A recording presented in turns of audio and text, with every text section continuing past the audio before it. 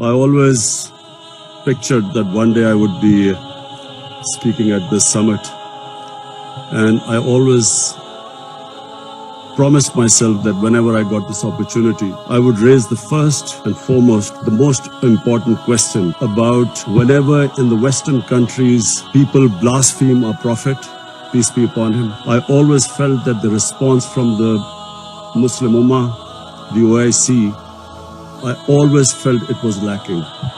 And therefore I wanted to use this platform that the OIC owes a responsibility.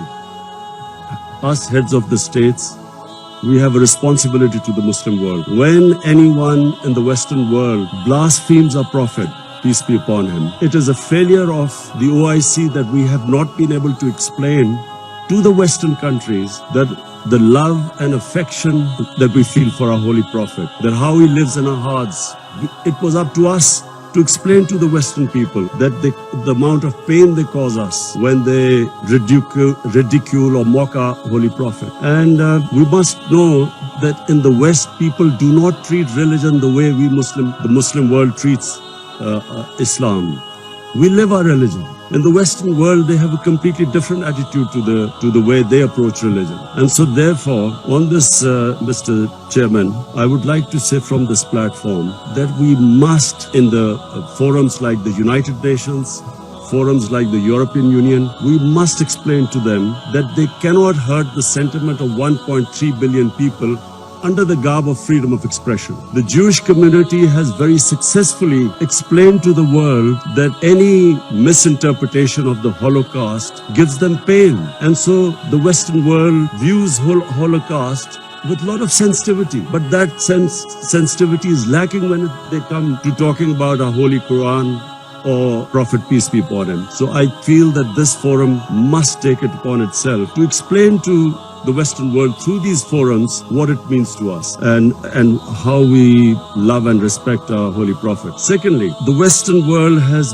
through ignorance, partly, and willfully, they have equated Islam with terrorism or radical Islam with terrorism. I feel that this has done a tremendous amount of disservice to the Muslim community. Religion has nothing to do with terrorism. No religion allows killing of innocent human beings. But by doing this, two things have happened against the Muslims. Number one, it has led to Islamophobia. Whenever there is a Muslim involved in terrorism, the word Islamic terrorism or radical Islam, the moment that is referred to define terrorism, the people in the West cannot distinguish between a moderate Muslim and a radical Muslim. So the whole suspicion is raised against Muslims everywhere. This attack in New Zealand by this gunman who goes into a mosque and shoots 50 innocent people is because they cannot understand that Islam has nothing to do with terrorism. And they have this indoctrination that somehow whenever a Muslim is involved in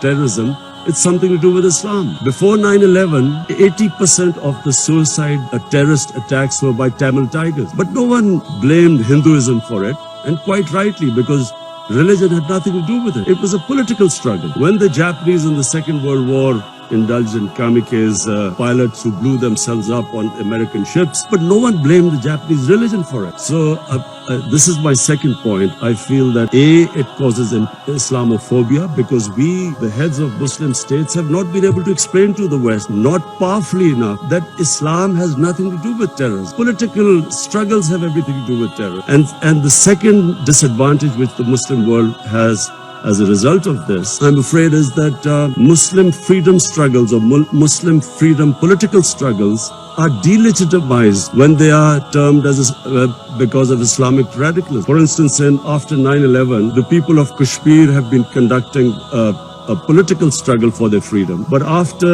9/11, it was oppressed, calling it Islamic radicalism and Islamic terrorism. Similarly, the Palestinians. After 9/11, the Palestinians were oppressed. The Israeli government used the word Islamic terrorism. This is my second point. I feel that from this forum, we must take a stand. We must de-link terrorism with Islam. My third point Mr. Chairman. The Muslim world not paying much attention to science and technology. We have an organization called Comstack. I feel that we are on the verge of another industrial revolution with artificial intelligence and blockchain, new technologies coming in. We must not be left behind again. And I feel that we as a Muslim world must spend more of our resources in strengthening ourselves in this field. We must pay more attention to education, to quality education, to universities.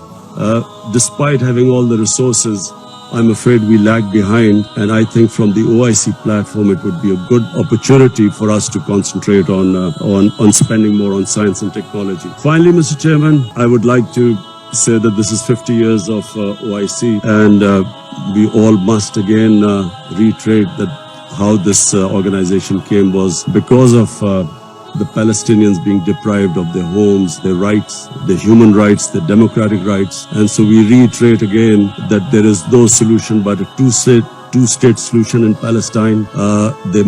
East Jerusalem must become the capital of for the Palestinian people, and the Golan Heights must be returned as the 1967 borders, which all the international conventions, the United Nations resolutions say so. Similarly, I feel that in Kashmir, the people of Kashmir again have not been given their right to self-determination, as was guaranteed by the world community in 1948 through a UN resolution. The people of Kashmir recently have suffered a lot of oppression, and I do feel that us as a body, the OIC, must stand with the oppression that is going on in the Muslim world. I finally want to thank again King Salman bin Abdul Aziz Al Saud for his great hospitality. I especially want to thank, we had the great opportunity to go to visit the Rawza Rasul in Medina yesterday, and from me and my delegation, we want to say that it gave us the greatest happiness and pleasure to be able to visit the mosque. Thank you very much.